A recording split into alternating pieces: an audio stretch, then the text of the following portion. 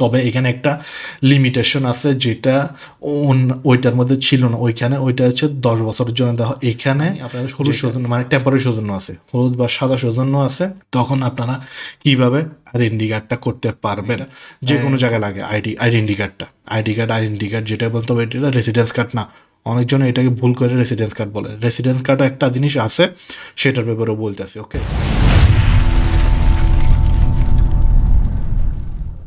আসসালামু আলাইকুম। আশা করি সবাই ভালো আছেন। আপনাদের দোয়ায় আল্লাহর রহমতে আমিও ভালো আছি, আলহামদুলিল্লাহ। আজকে আমি আপনাদের কাছে একটা নতুন ভিডিও নিয়ে আইছি, যেখানে আপনাদেরকে বলে দিব আইডি কার্ডটা কীভাবে বানাইতে হয় এবং আইডি কার্ড দিয়ে কীভাবে ব্যবহার করতে হয়। ওকে, তবে ভিডিওটা দুইটা সেকশন দিব। ভিডিওটাতে প্রথম সেকশনে যারা অলরেডি সৌজন্য পাই গেছেন, মানে একটা কাজের সৌজন্য বা স্টুডেন্ট সৌজন্য বা পলিটিক্যাল সৌজন্য পাইছেন, তারা কীভাবে করতে হবে, তাদের কী কী ডকুমেন্ট লাগবে, এবং এরপরে বলে দিব যাদের হলুদ সৌজন্য আছে বা টেম্পোরারি একটা সৌজন্য আছে, সাদা সৌজন্য, হলুদ সৌজন্য, তারা কীভাবে আইডি কার্ড করবেন। ওকে, এবং কী কী ডকুমেন্ট লাগবে সেটার ব্যাপারে কথা বলো। তাই মনোযোগ দিয়ে শুনেন, শেষ পর্যন্ত ভিডিওটা দেখেন, ঠিক আছে? এরপর যদি কিছু না হয় তাহলে কমেন্ট করে জানেন, মাঝখানে জানাইন না ভাই, কারণ আমি পুরো ভিডিওতে যত ইনফরমেশন জানা প্রয়োজন সবগুলো দেওয়ার চেষ্টা করব।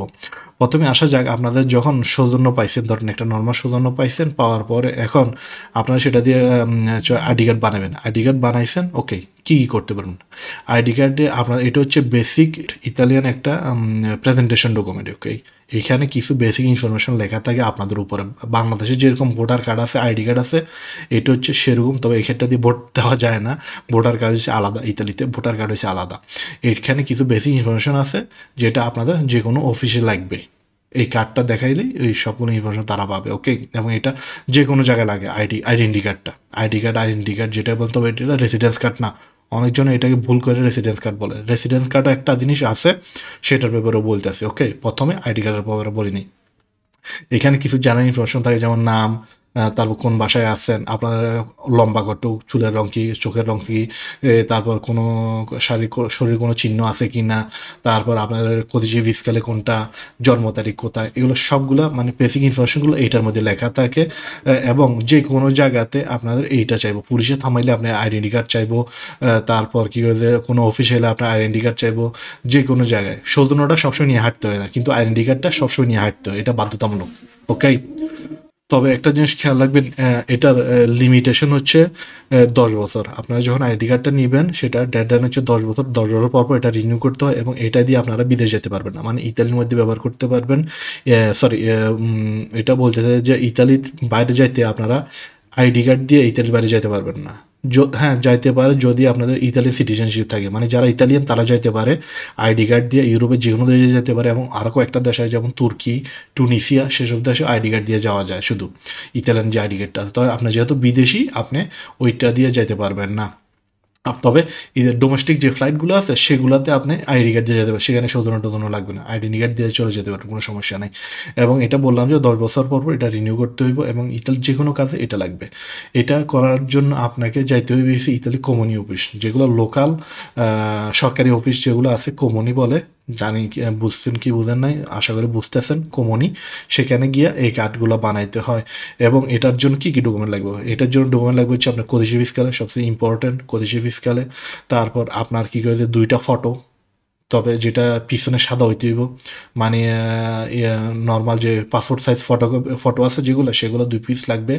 তারপর কী করেছে আপনার রেসিডেন্স কার্ড। হ্যাঁ, এই যে একটা রেসিডেন্স কাগজ আছে যেখানে সার্টিফাইড করা আছে যে আপনি ওই বাসাতে আছেন, যেটা কমিউনিটির থেকে নিয়ে নেওয়া হয়, ঠিক আছে? সেই রেসিডেন্স কার্ডটা লাগবে। রেসিডেন্স নইলে অস্পিতি, যে দুটার একটা। তবে রেসিডেন্স কার্ডই লাগে এখানে বিশেষ করে, যেহেতু আপনারা অলরেডি আছেন পারেন ইতালিতে অনেক দিন ধরে, তাহলে রেসিডেন্স কার্ড থাকা নর্মাল ব্যাপার এখন আপাতত। ওকে, আর নইলে অস্পিতি, যে কোনো একটা লাগবে। এবং আপনাদের কমসে কম 20 থেকে 30 ইউরো খরচ দেবো, কারণ এই কাজটা ফ্রি না, যদিও কমিউনিতে করে, তবু টাকা লাগবে 30 ইউরোর মতো লাগবে, প্লাস মাইনাস হইতে পারে কিছু।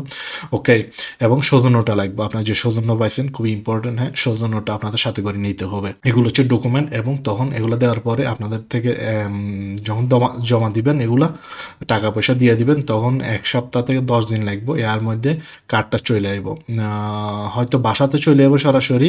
আর যদি বললাম আমি আমি ওইখান থেকে নিয়ে উঠে আসবো, তাহলে ওইখান থেকে গেলে ওনারা দিয়ে দিব। আর নইলে সব যদি না পারবো না যাইতে কোনো জায়গায়, আমার কার্ড যেন আমার বাসায় চলে আসে, তখন আপনাদের অ্যাড্রেসটা দিবেন। অ্যাড্রেসটা দিলে সরাসরি চিঠির মাধ্যমে আপনার বাসার আইডেন্টি কার্ডটা চলে আসবে, ঠিক আছে? আপনারা লড়তে হইব না, আপনার বাসাতে বসে এটা পাবেন। এখন আসেন দ্বিতীয় সেকশনে যাওয়া যাক। মানে আপনাদের হলুদ সৌজন্য, মানে টেম্পোরারি সৌজন্য আছে, হলুদ বা সাদা সৌজন্য আছে, তখন আপনারা কিভাবে আইডেন্টি কার্ডটা করতে পারবেন। প্রসেসটা একই, জায়গা একই, অফিস একই, ওকে?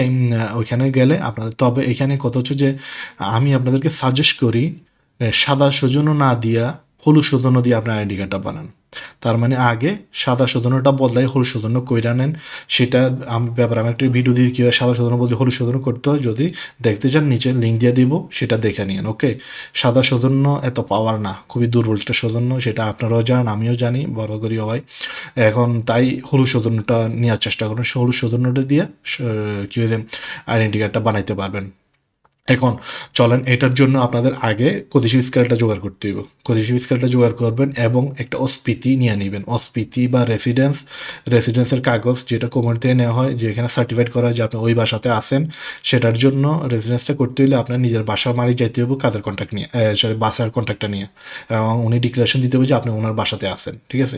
রেসিডেন্স বা অস্ফীতি, সেটাও একই, বাসার মালিকের জায়গায় বলতে হবে যে আপনি ওনার বাসাতে আসেন।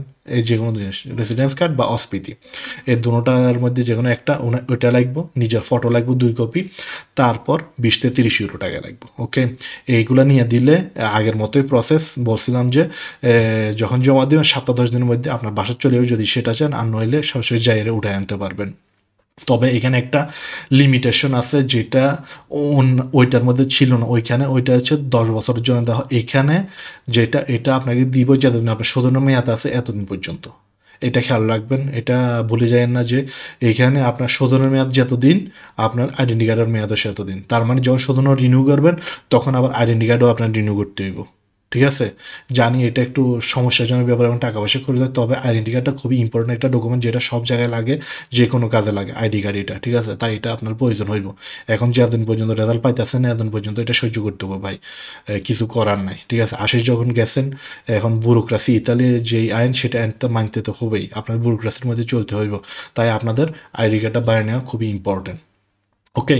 এবং যদি কিছু না বুঝেন তাহলে আমাকে জানান, কোনো সমস্যা নেই।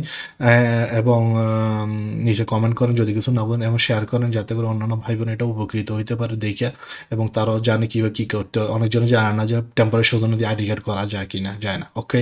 আর যদি ভিডিওটা ভালো হয় তাহলে একটা লাইক দিবেন, কমেন্ট শেয়ার করেন। আর যদি চ্যানেল নতুন তাহলে সাবস্ক্রাইব করেন, যাতে করে আমার ভিডিও দেখতে পারেন, আমার সাথে থাকতে পারেন আর কি। সামনে যখন নতুন ভিডিও দিব সেগুলো দেখবেন। আশা করি আজকের জন্য এ পর্যন্ত। ভালো থাকবেন সবাই। আসসালামু আলাইকুম।